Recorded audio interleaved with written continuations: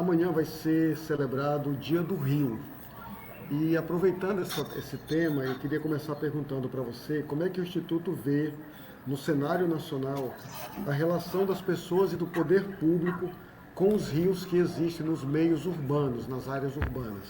Bom, nós vemos a questão dos rios com bastante preocupação, principalmente porque hoje no Brasil, metade da água consumida apenas é tratada. O que isso significa? Significa que nós lançamos praticamente 5.700 piscinas olímpicas de esgoto sem tratamento nos nossos rios, né? Então, a nossa relação com o rio, ela é uma relação muito próxima do ser humano, né? Então, o rio ele é utilizado para pesca, ele é utilizado para as atividades recreativas, atividades culturais, mas a partir do momento que é lançado o esgoto sem tratamento, esse rio ele acaba recebendo uma carga poluidora muito grande, né, e não conseguindo degradar toda essa carga poluidora que é lançada, o que acaba comprometendo toda a biodiversidade dessa bacia hidrográfica e comprometendo também o meio ambiente e a saúde das pessoas. Isso é possível de reverter num período curto de tempo?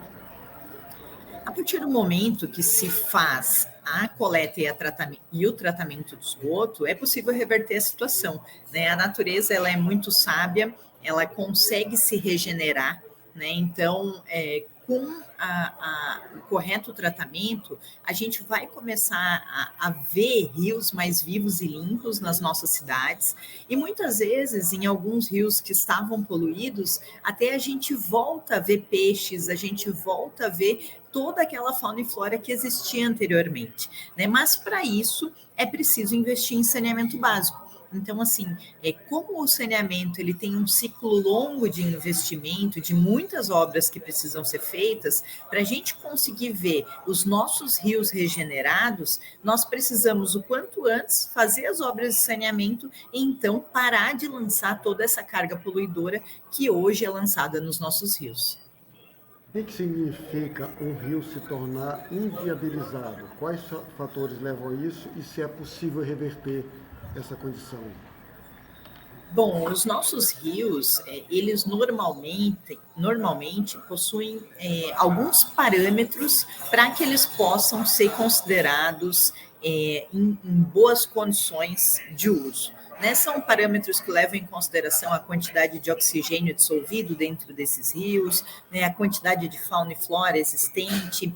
E quando a gente fala que um rio está inviabilizado, seria mais ou menos como falar que o rio está morto, né? Porque qualquer micro-organismo que for tentar se desenvolver nesse rio não vai ter a quantidade de oxigênio suficiente para poder se manter vivo dentro desse rio. Então, para isso, a gente precisa parar de lançar o esgoto bruto sem tratamento, lançar apenas, digamos, o efluente tratado, porque aí a gente não vai estar lançando toda essa carga poluidora dentro do rio, né? E automaticamente a gente vai começar a ter uma maior oxigenação nessas águas e um melhor ambiente, né, para que os peixes possam se desenvolver e toda a população possa novamente ter contato com esses rios. Pelas informações de que você dispõe, aqui em Belém, nós temos esses rios inviabilizados e que outras cidades do Pará possuem rios em condições críticas e que chamam a atenção do Instituto? Bom, em Belém nós temos apenas 17% do esgoto coletado e tratado, o que é muito pouco, né? Então nós temos um lançamento de uma carga poluidora muito grande, né? Tendo grande parte das bacias hidrográficas comprometidas, como o rio Tucunduba, né? E diversos outros rios que cercam a região. Então, Belém é muito cercada por rios, né? E como esse esgoto não tem tratamento, ele é lançado, né, de uma maneira direta nesses rios, causando muitas vezes, né, internações das crianças, doenças de veiculação hídrica, né, não apenas o prejuízo ao meio ambiente, mas também o prejuízo à saúde da população. Quando a gente olha o Pará como um todo, a situação é ainda pior, né, porque nós temos apenas 7,7% de esgoto no Pará que é coletado e tratado, né? Então, apesar de nós estarmos inseridos, né, no Pará e Belém, numa região que é a região amazônica, ao mesmo tempo nós estamos lançando nesses rios, né, uma carga orgânica que a gente chama muito grande, né, deteriorando então a nossa grande questão que a gente tem no Brasil, né, que é toda essa beleza natural, toda essa produção de biodiversidade que o país possui. Ancho, quais são as análises que o Instituto faz dos rios da Amazônia e em especial do Pará, que é um estado hidrograficamente rico? Bom, a região norte, que é onde a parte da Amazônia está inserida, é uma região bastante crítica, né? Porque nós temos apenas 13% de coleta e tratamento de esgoto. Então, a análise que é feita é a seguinte: quanto maior o volume do rio aonde esse esgoto é lançado, mais esse rio ele consegue depurar essa carga orgânica lançada, ou seja, essa poluição lançada. Né? Só que muitas vezes a gente não tem só aquele rio grande que a gente costuma ver nos noticiários. A gente tem, por exemplo, nascentes, onde esse rio está nascendo e ali a gente já lança esse esgoto sem tratamento. Né? Então, esse rio já nasce com uma carga poluidora grande, né? E muitas vezes é um filetezinho de água desse rio que já está poluído para então depois desembocar, né, nos rios grandes da região amazônica. Então, é realmente bastante preocupante quando a gente pensa, né, que a região norte como um todo possui apenas 13% de coleta e tratamento de esgoto, né, e indica, então, né, que para que a gente possa ter rios vivos e limpos nessa região tão rica em termos de biodiversidade, nós precisamos, sim, investir em saneamento, né, para perpetuar ainda mais toda a biodiversidade existente na região.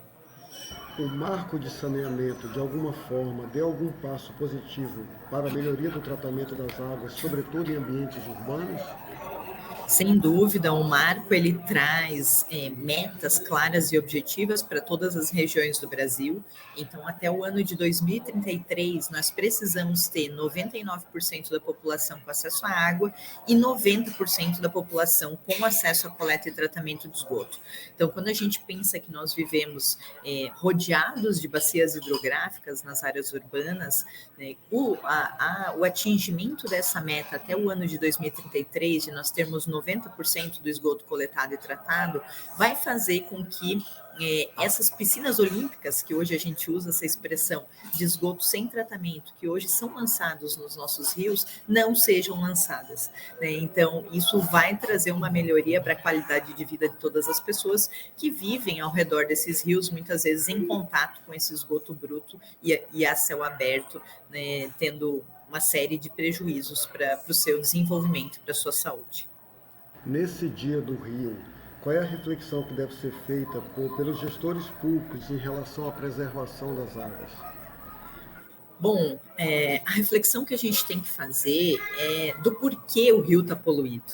Né? Muitas vezes a gente não associa a poluição, a carga poluidora do rio com a coleta e o tratamento de esgoto. Né? E quando a gente pensa nessa vida desse rio, muitas vezes a maior parte da carga poluidora vem da não coleta e do não tratamento do esgoto. Né? Então, que a gente possa realmente estar buscando preservar os nossos rios, estar buscando conservar as áreas de preservação permanente, que muitas vezes, né, são degradadas ao redor desses rios, para que esse rio ele possa também ter o seu potencial de extravasamento quando necessário, né, investindo, então, né, tanto na conservação das nossas florestas, quanto na coleta e tratamento de esgoto, para que não haja essa carga poluidora dessas 5.700 piscinas olímpicas que hoje lançamos sem tratamento nos rios brasileiros. Costumo dizer muito aqui que as nossas estradas são os nossos rios. Então a gente precisa ter muito mais cuidado com essas estradas, né? Sem dúvida, e quando a gente fala, né, que as estradas são os nossos rios, pensemos que a gente está em contato com esse esgoto que está sendo lançado ali. E muitas vezes aquela diarreia que as pessoas têm de uma maneira recorrente, aquela doença de pele que está associada a essa falta, né, a esse contato com esse esgoto a céu aberto ou esse esgoto que é lançado nos nossos rios. Então, que possamos aí ter as nossas vias navegáveis, né, e conservadas da melhor maneira.